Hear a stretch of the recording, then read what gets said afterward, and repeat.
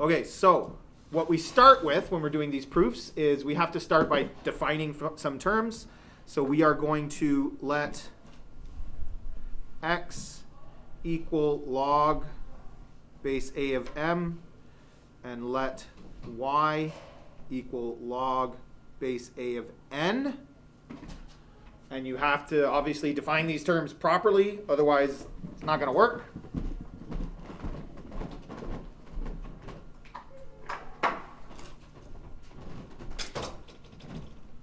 Often, I think when people are learning this for the first time or seeing something like this for the first time, they sort of say to themselves, well, why do you do that? Well, I don't know, we do this because this is the way it works for the proof. Like, this is what we need, right? So it's not so much why. Maybe what they're really feeling is, well, how am I supposed to know that? And again, the expectation wouldn't be that you could figure this out on your own.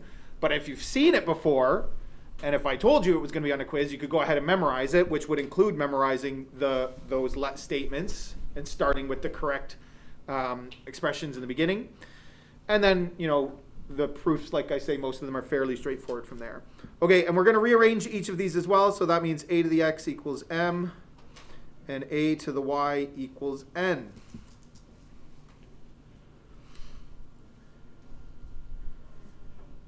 So we already we remember what the product law for logarithms is, hopefully.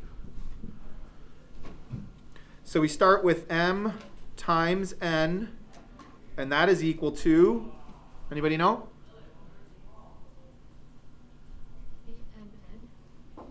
No. Come in. Gwyneth, you had your hand up?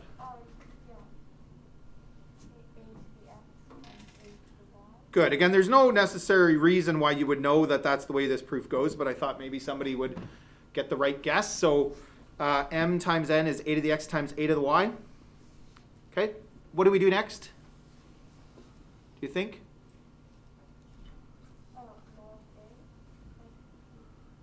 Say again? Take the log? Yeah. We're not going to do that yet, but nice idea. We are going to do that. We're going to simplify. It wouldn't really matter. You could do it in that order. We're going to simplify the right side first by using exponent laws. So multiplying powers of the same base, you add the exponents. Now we'll take the log of both sides, base a.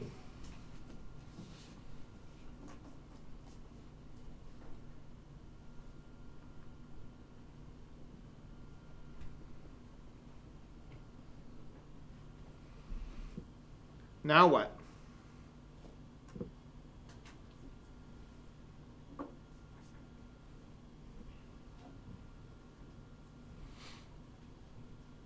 What do you think? Well, the log is a to the x plus y. You get rid of the log a and a. Very good. On the right side, we can evaluate this because it's log base a of a to the something, so that equals that something.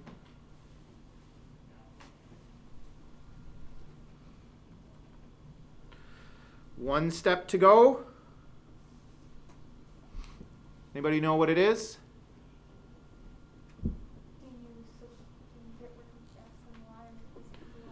Very good. Resub for those statements that we did, because we have statements for x and for y. And so log base a of m times n is equal to log base a of m, which was x, plus log base a of y, of n, which was y. And that's the property that we were trying to prove and that we were using in the previous lesson. Okay, so like I said, as long as you get the right opening statements, this isn't all that challenging of a proof. It flows fairly naturally. Some of the steps are maybe even kind of obvious that you could just figure them out. So not too bad. Okay, we'll do the next one. This one's going to be almost identical. It works out in a very similar way. It's still using the same expressions from before.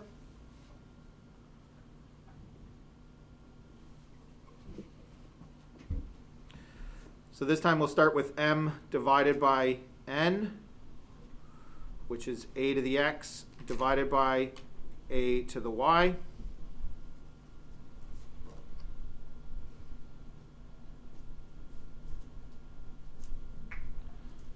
So this time we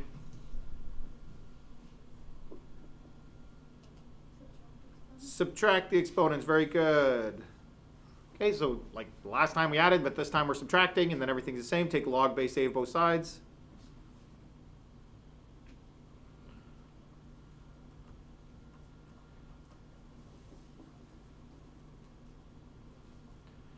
Evaluate the right side.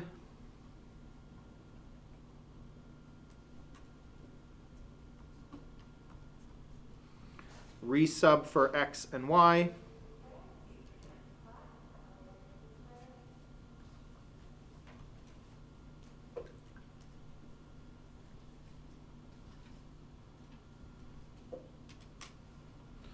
And there's our two properties or formulas proven.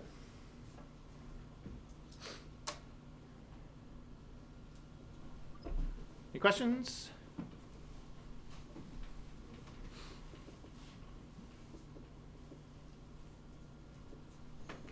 Everybody got that? Okay. Next, and also last for now,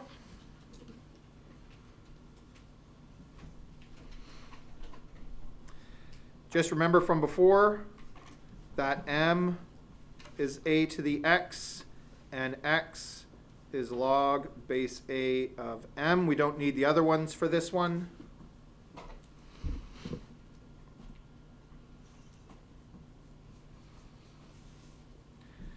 So again, this time we're starting with a bit of a different statement. We're just starting with this, log base a of m to the n. It's not really the same n as the other one, but it could be. It doesn't really make a difference. To some exponent. We're going to sub a to the x in for m.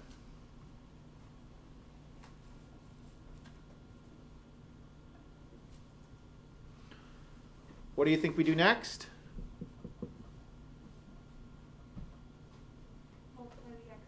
Good, yeah, we can simplify again with exponent laws.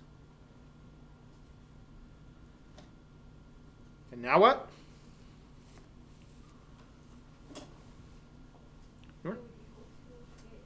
Yeah, good. Log base a of a to the something equals that something. Now watch, this is a tricky step. Everybody follow carefully. I'm going to write them in a different order. Did you catch that? You didn't miss that? It wasn't too hard? Okay, everybody's got it? And now I'm going to sub back in for x.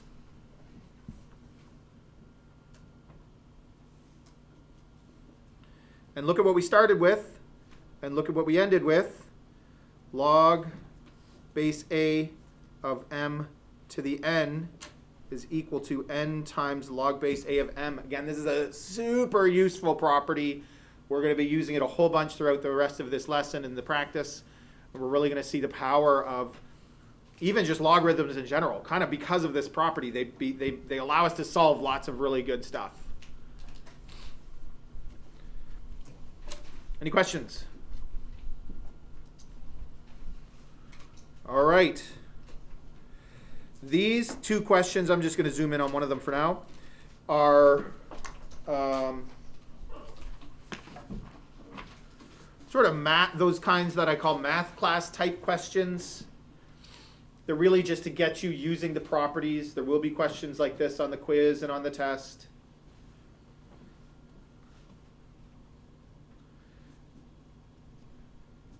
You kind of have to have somebody show you what it means and probably try it a few times before you've really got it. But, you know, again, they're kind of the same steps every single time. So I'm going to start by just writing out the question, log base a of the fifth root of x cubed y over z squared.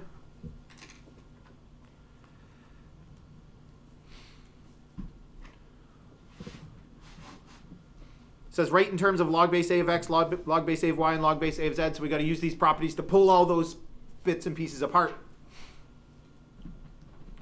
until we've got log base a of just x and just y and just z. You can have other things. The numbers aren't going to disappear, but you know we're going to simplify them using all of this stuff.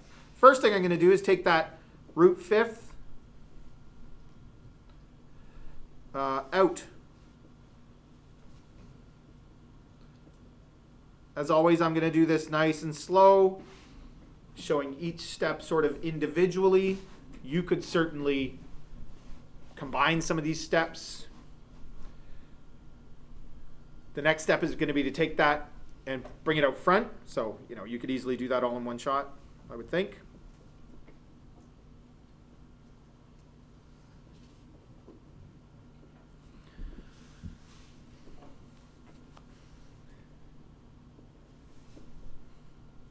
Next step is going to be to separate this product and fraction and stuff. So things that are being multiplied, we add together. Things that are being divided, we'll subtract. So this is 1/5. I need brackets. Log base A of x cubed plus log base A of y minus log base A of z squared.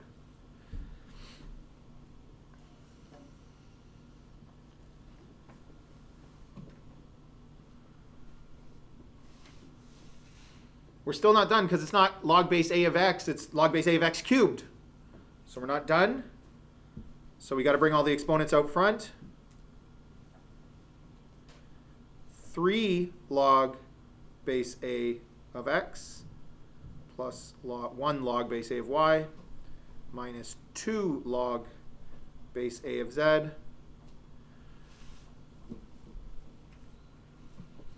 And on a quiz or a test, the expectation is that you go one step further and fully simplify by multiplying the fraction back through. Again, the exact order in which you do these isn't the point. But you shouldn't have brackets or anything like that in the end.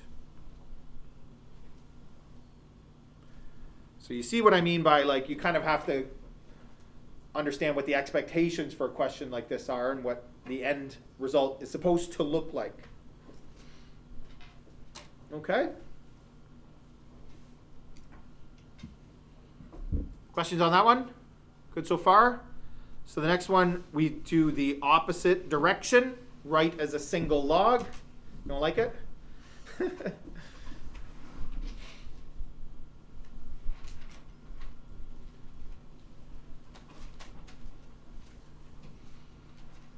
So I'm just rewriting the question here.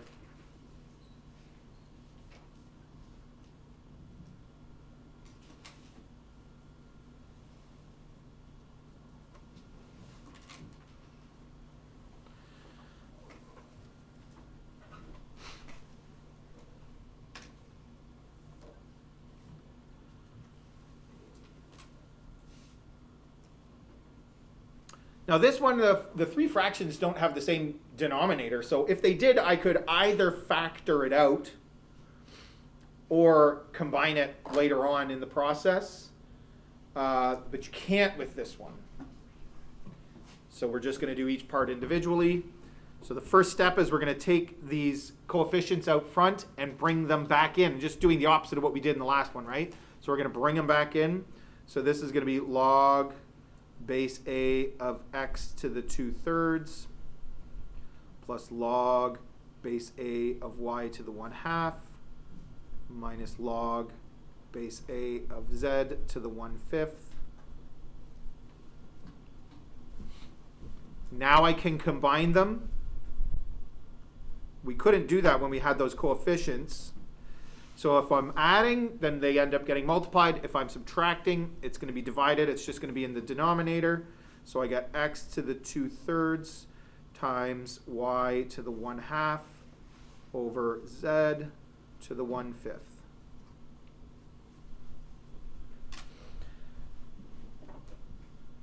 Now, in a sense, we're done because it doesn't say that we have to leave our answer in radical form. I'm going to put it in radical form because that's how the other one started, just so that it's sort of complete. But, unless the question said, leave your answer in radical form, you wouldn't have to do this part. So this is the cube root of x squared times the square root of y over the 5th root of z.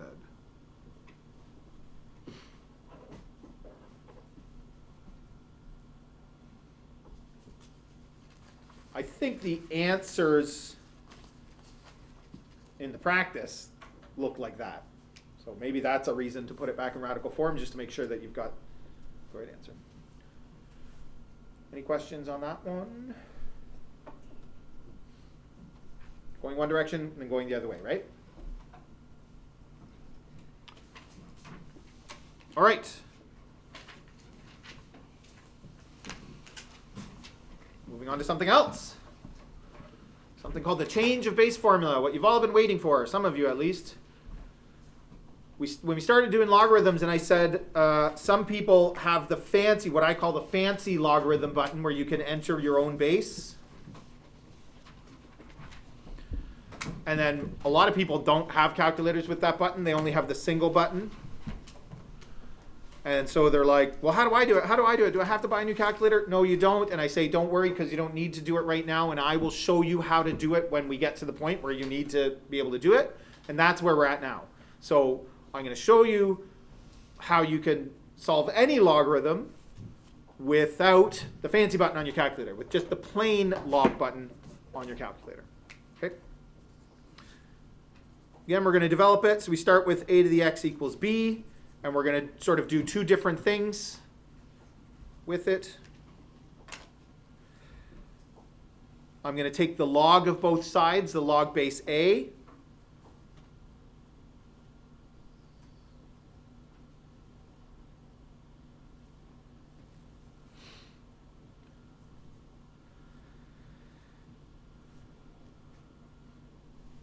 And on the left side, we can evaluate this to x, right? Okay, and that side's done.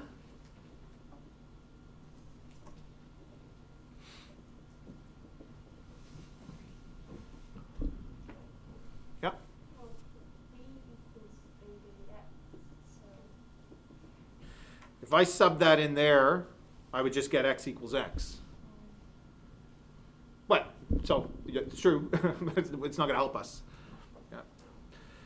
But you're right. Okay. And now I'm going to do something different. I'm going to take log base n of a to the x and log base n of b.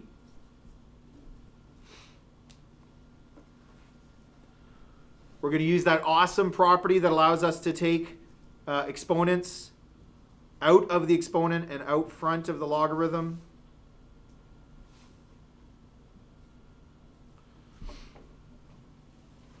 What do you think we do now? I just have a question. Sure. What's the difference if we do log A or log N? There is no difference. You could take the log base anything if you want. This side I did a because it simplifies. So it has to be the same as that variable. And on this one, I just picked a different letter. Just chose n. It could have been anything except for the letters that we're already using. Would you divide by X? Not by x. by the log n. Yeah, so we get x equals, and now we have two things that are equal to x. So they must be equal to each other because it's the same x, right?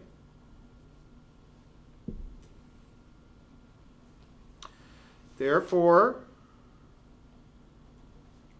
log base a of b equals log base n of b divided by log base n of a, where a can be whatever you want it to be. Right? Again, both of these things are equal to x, so they're equal to each other. And that's our change of what we call a change of base formula. What base do you think you're going to choose? If you have to use that button on your calculator, aren't you going to choose base 10? Right? Because the button on your calculator is base 10. So, log base 2 of 8 is 3. Log of 8 divided by log of 3. Whoops, sorry, log of 2. I did that this morning too. Divided by log of 2 equals 3. Okay? So that's how you, if you don't have the fancy button, you got to remember the change of base formula, remember the order of it, and that's how you can solve any logarithm with your calculator. So make sure you're practicing. We're going to do some kind of big calculator questions coming up. And so we got to make sure that everybody knows how to properly use their calculator and can, get the brackets in the right place and everything like that. Okay. I'm going to use the change of base formula most of the time when we're doing this kind of stuff, just because that's going to help the people who have to do it that way, right?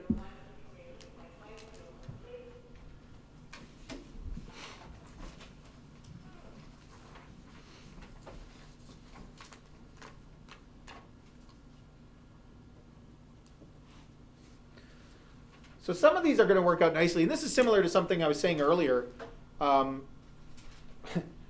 Question A is one that we've solved, either this one exactly or very, very similar questions to this already, right?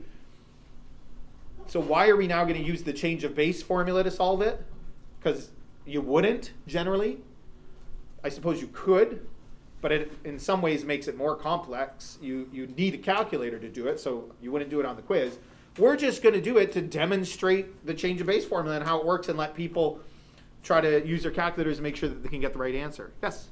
I was just going to ask if this would be on the quiz. Well, a question like that could be on a quiz for sure. Yeah, but like with the... Because you would do it like this. Hold on. You would go log base 2 of 2 to the 6, because 2 to the 6 is 64, and equals 6.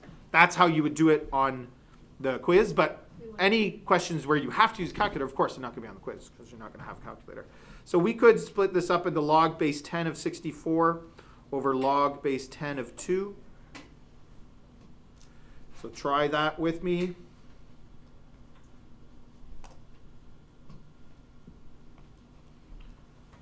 And you get 6. If you have the fancy button, you could just punch it straight in. That's fine, right?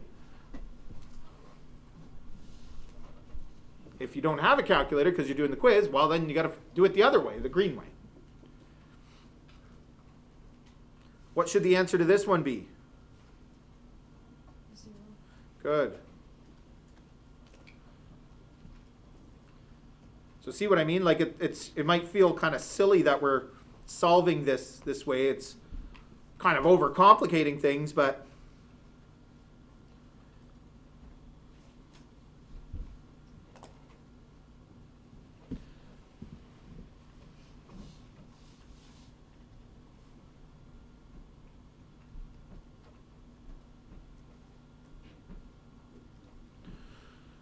okay, and again, like we have started to notice with a lot of things with logarithms, there are different strategies, different approaches that you could take.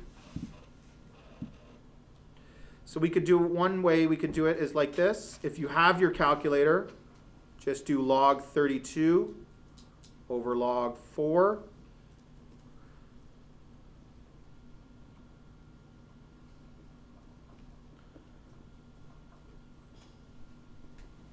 So 2.5.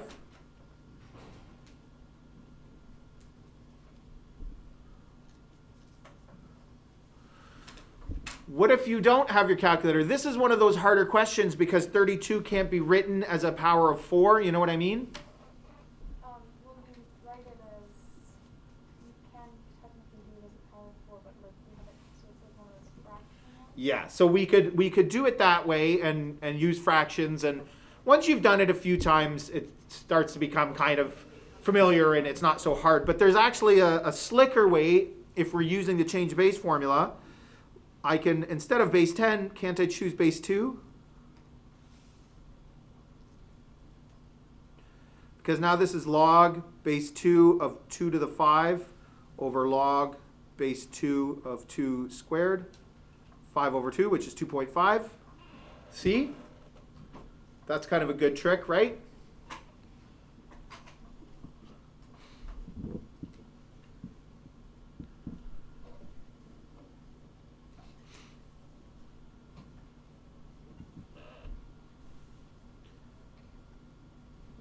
So this is the same kind of situation. So do you want to try this one?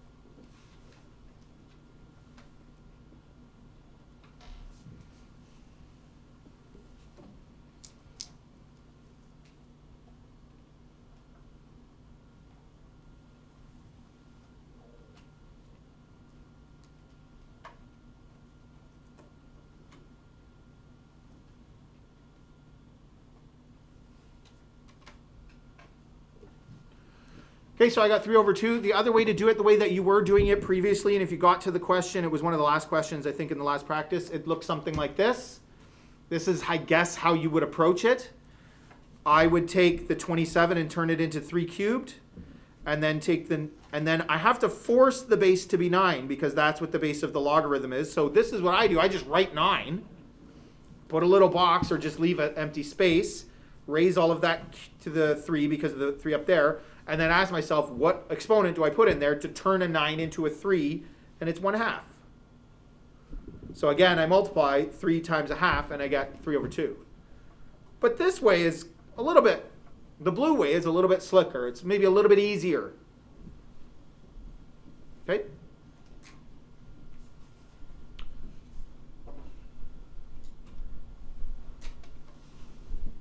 Well, this one I can do in my head. It's obviously 2, right?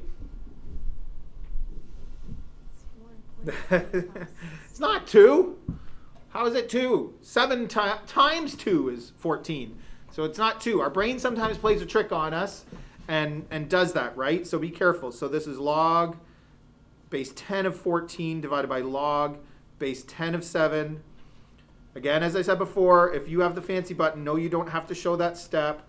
You can do it your way. 1.3562. Okay, and one more. What should this one approximately be?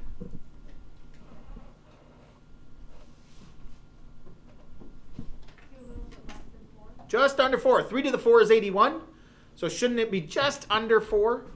And that's some good understanding to have little estimates. And again, it helps us remember some of the bigger numbers, I guess.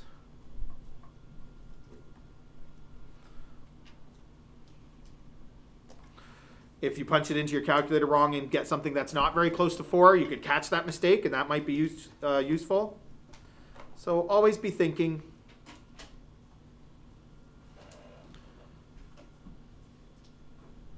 Okay? Questions about those? So you got a lot of tools now in your tool belt around logarithms. All the properties, change of base formula, kind of. You don't have to write this part down if you want to just watch. Okay, there's lots there. We're not going to do a lot of graphing, but I still like to fit in little bits and pieces of relating properties to graphs and that kind of stuff where we can, and I think it's interesting thinking. And we've been doing it this whole course, so why not do it at least a little bit in this unit? Okay, we're going to compare the following functions. If I were to graph that, what transformation would the 100 be?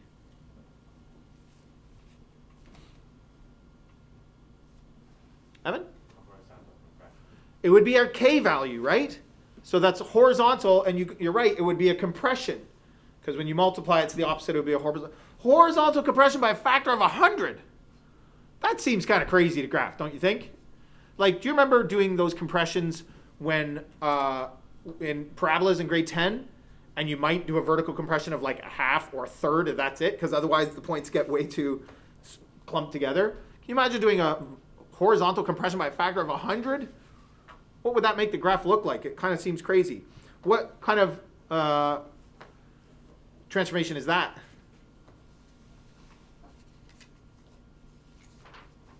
Go ahead. Like vertical shift up. Yeah, I wrote it in front for a couple of reasons. Remember, if we write it here, we got to be careful that we don't mean, whoops, that. Okay, so brackets can help, but it's a vertical shift. It's a d value. Well, remember the properties that we were just doing? So isn't that true? What is log base 10 of 100? It's 2. Those are the same graph. Isn't that crazy? Logs are interesting like this. A horizontal compression by a factor of 100, which seems insane, is the same as a vertical shift up 2. Huh. Kind of crazy. Okay. So like I said, we're not going to explore the graphs too much in this unit. But little things like that are neat to point out. Solve each of the following round of 4 decimal places if necessary.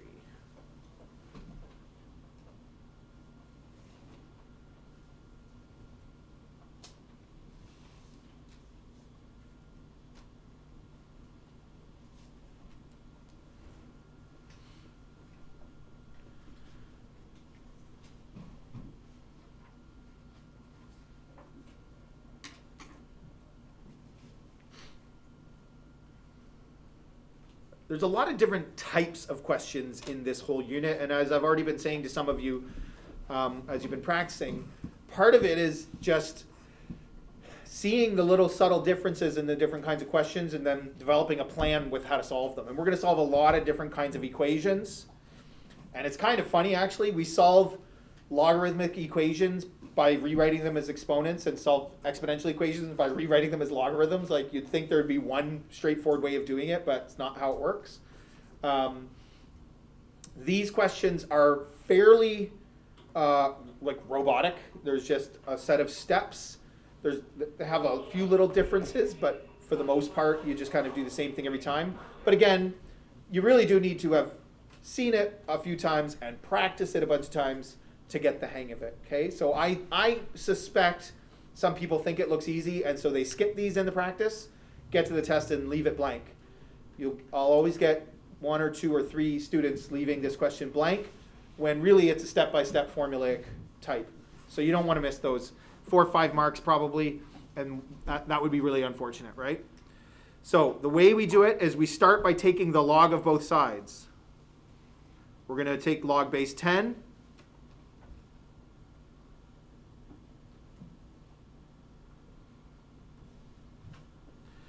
There are occasions where you might want to take the log of a different base, but generally speaking, we're going to do base 10 because that's what we're going to punch into our calculator at the end.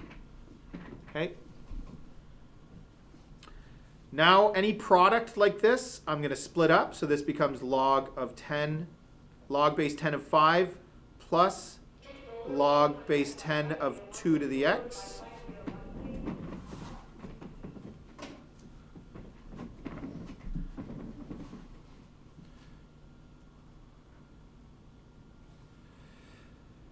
Okay, then we're going to use that awesome property to get those x's out of the exponents. That's why we can't solve exponential equations. We could solve simple ones from grade 11, but look at this now, what we can solve.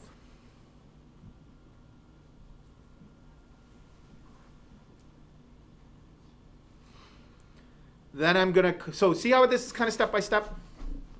Then I'm going to collect all the x's onto the same side and all the other junk onto the other side. This one only has one little thing of junk.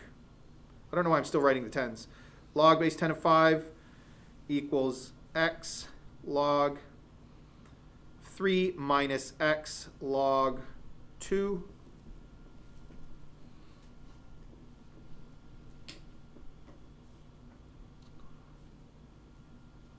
Anybody know what we do next or have an idea? Yeah. You can like factor out the x. Very nice.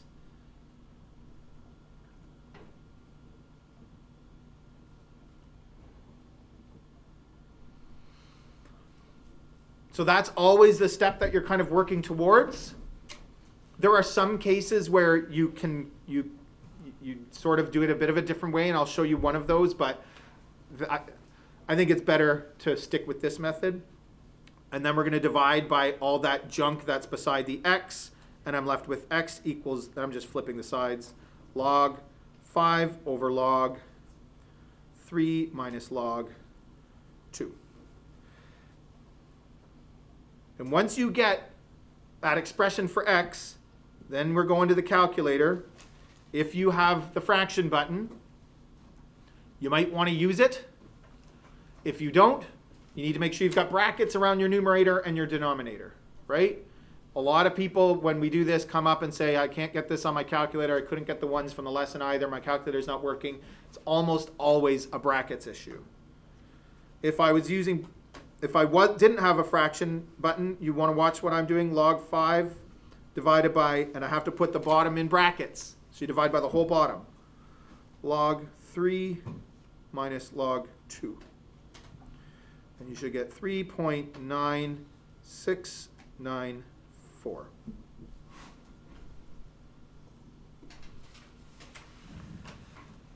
You want to see something kind of cool? With a couple of extra steps, we can simplify this even further. I love doing this because I just think it's interesting, but I'm not really sure it's worth it unless you're really having problems with your calculator. But watch what I can do. I can use that property of subtracting logs with the same base to turn this into log of 5 over log of 3 over 2, right? And now this is like the change of base formula, but I'm going to do it backwards. And I could just put that in my calculator, especially if I have that button, 1.55. Same answer. And sometimes these, we get these big expressions, and if you take a couple steps, and I kind of just do it for fun, I mean, but it's amazing how they simplify. This is unbelievable. You get this big, big expression, and then it simplifies to something like that. Logs have these interesting properties where they work out that way.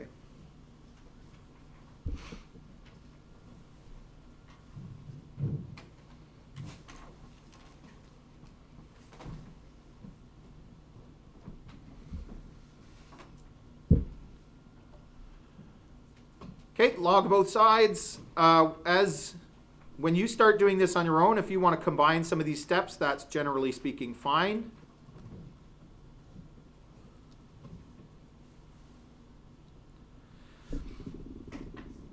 I believe in the solutions. I do skip some steps, so you can look at the solutions, or you can ask, obviously, to sort of see what is appropriate. For these, really, it's almost like as much of the work you can do as your head, it's fine with me. I don't really need to see any particular step. But if you skip too many, you're going to make mistakes with negatives and that kind of thing. Okay, so I'm going to split these.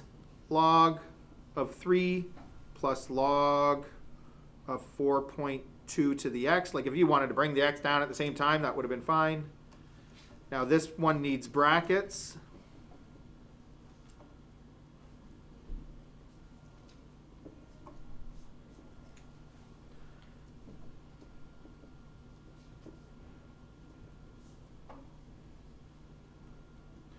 So now I distribute the brackets.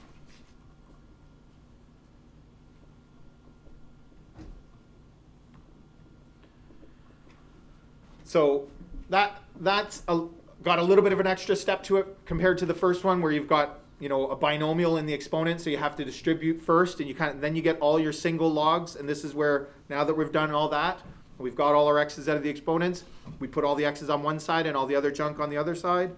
So I'm going to do log 3 plus 2 log 15 equals x log 15 minus x log 4.2.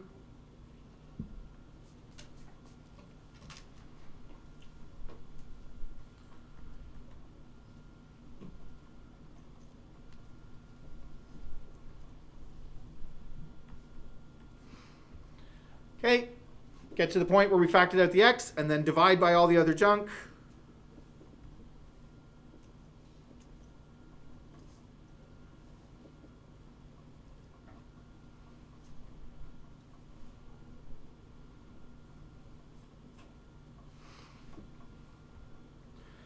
Okay, you put that in your calculator. I'm going to simplify this one. Watch what happens.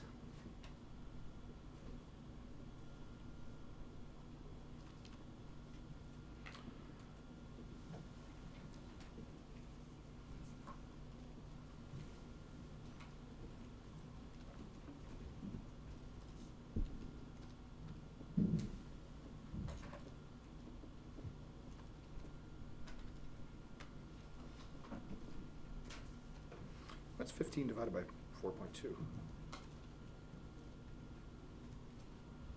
Any chance? No, it's not going to be nice.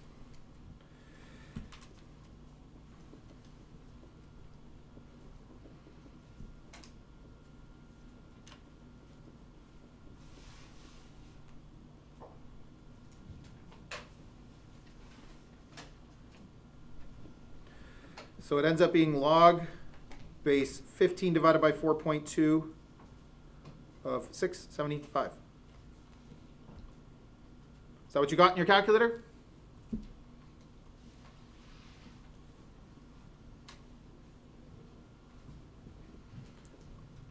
I just think it's so interesting that a big expression like that can be simplified down. Now this one's got a fraction in it, so it's a little bit messier, but like crazy, right? Okay, a couple more.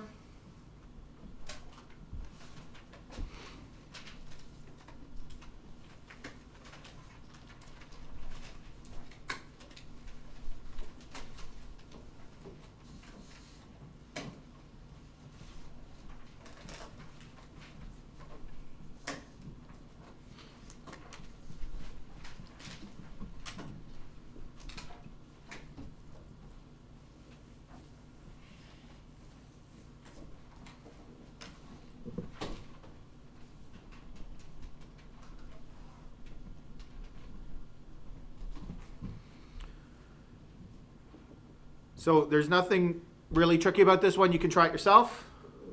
Take the log of both sides.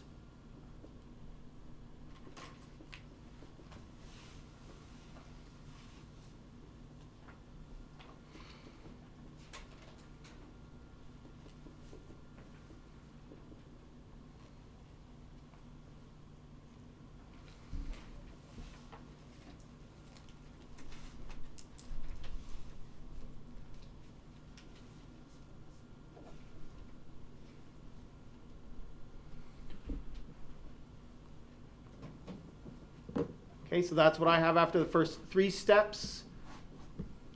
Log of both sides, bring the exponent down, expand it through.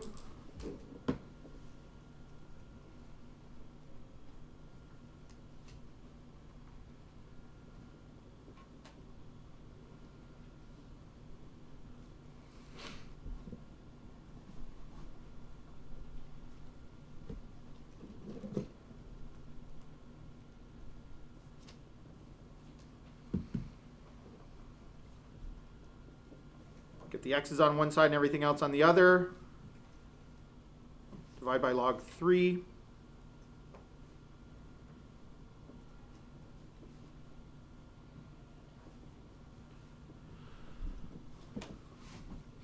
Now some people get a little bit confused by this and it can cause issues either on the calculator or at this stage. What do we do with the 2? Well, you've got 2 options.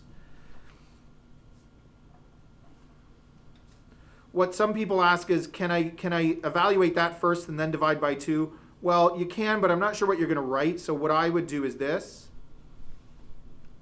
You know what I mean? Like I would pull the 2 over and get a single expression. And if you want to do the whole log part, hit equals, and then at the end divide by 2, that's fine. But if you're good with fractions and you can just follow this, the 2 goes into the bottom, right? Yeah? Did you skip that entire step, like the 2x? Of course. Jump straight to it? Yes, of course. Absolutely.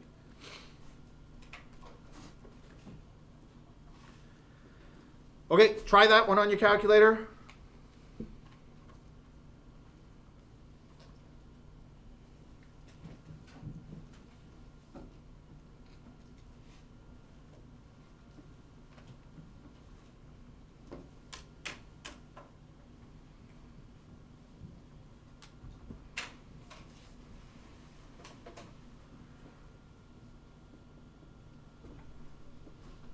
Look at how that one works. Log base 9 of 33.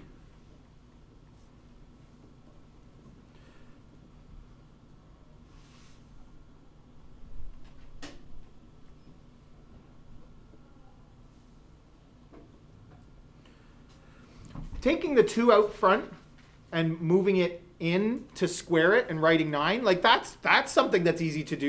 We could have done that at any time. And it's just less writing. And you don't have to write the 2 every time.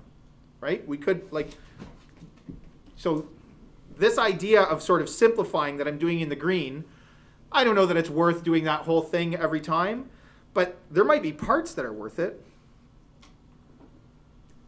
that are easy. 1.5913, is that what we got? Awesome. We're going to do one more. Oh, wait, before we do that one, I want to show you this again. You don't have to write it down, but could we have done this instead? Instead of taking log base 10, I could have taken log base 3.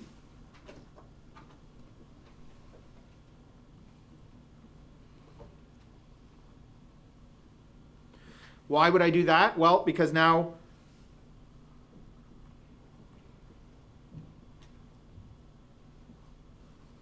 right? And then move the 1 over and divide by 2.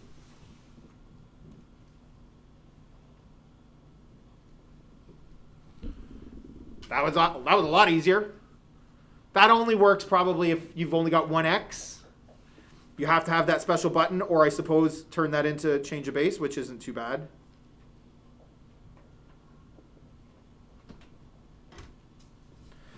You got to be a bit careful putting that into your calculator unless you do it in parts, because you just want to make sure that you got fractions and fractions, and it can be a little bit awkward, but if you solved it that way, I mean, the one on the test is probably going to have more than 1x, so you won't be able to solve it that way, but you know, if it didn't and you want to solve it that way, that'd be fine. Like the more this is what I've been saying, the more versatile you are, the more you understand all of this and you can see shortcuts or whatever, go for it.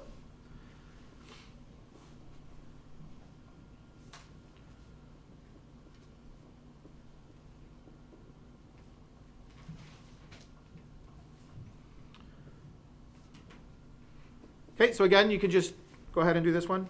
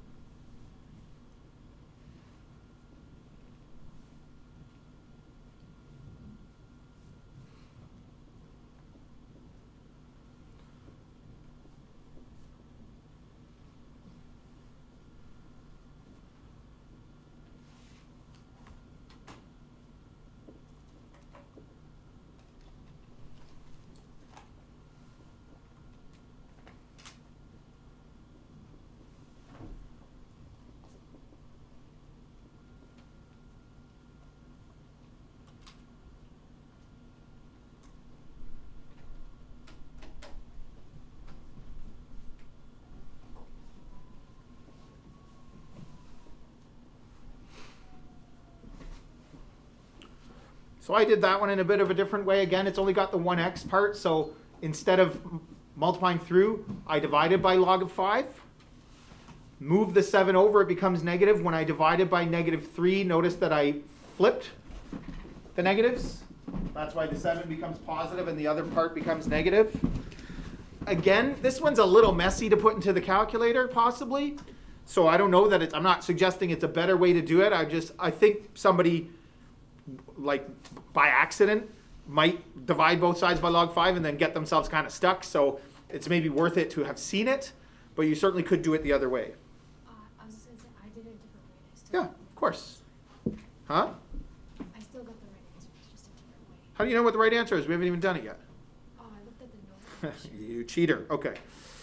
You probably did it this way, which is going to be the more familiar way and probably the better way. Whoops.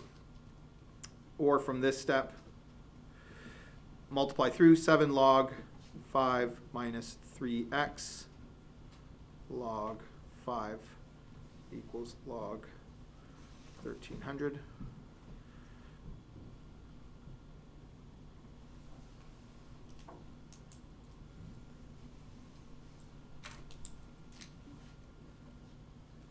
What am I doing here? Minus 7 log 5.